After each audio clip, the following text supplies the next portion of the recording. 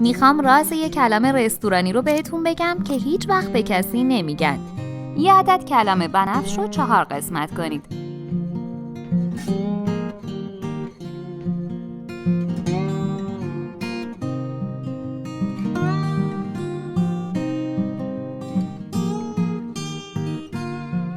و به این صورت با چاقو برش بدید.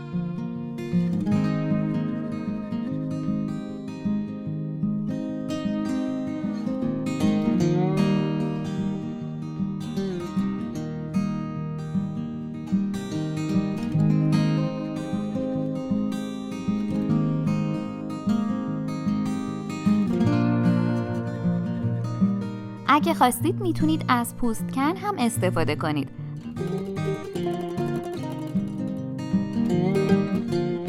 اما ببینید خیلی نازک میشه. اگه با چاقو خرد کنید ترشیتون تردتر میشه.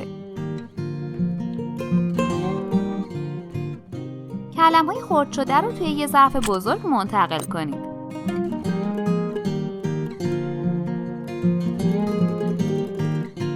دو عدد لیمو ترش بزرگ رو آب بگیرید و روی کلم‌ها بریزید.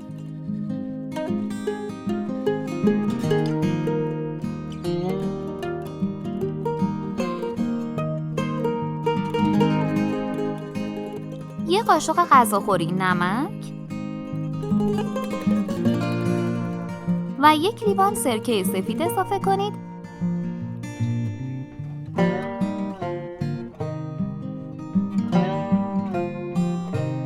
و حدود 5 دقیقه با دست چنگ بزنید و مخلوط کنید تا نرم بشن و تغییر رنگ بدن.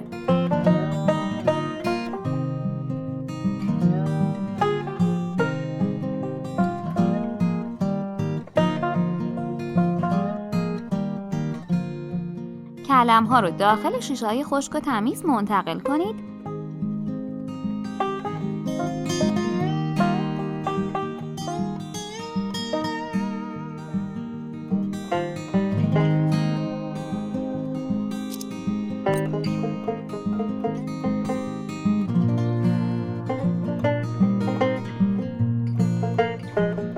و از آب کلم به طور یکسان روشون بریزید.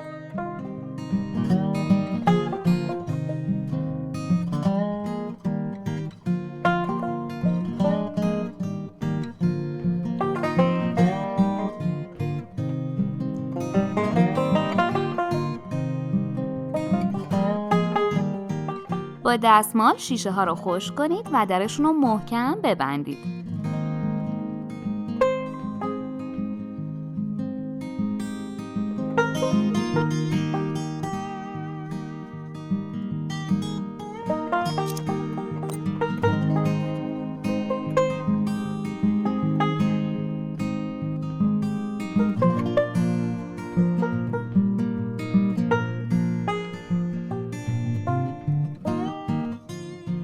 یک ساعت به صورت وارونه بذارید بمونن.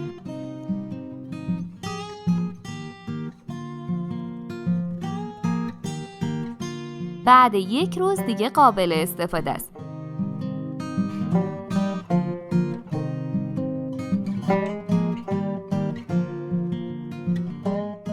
رنگش که عالیه. به مدت 2 ماه داخل یخچال میتونید نگهداری کنید. حتما درست کنید. خیلی ترد و خوشمزه است. نوش جان.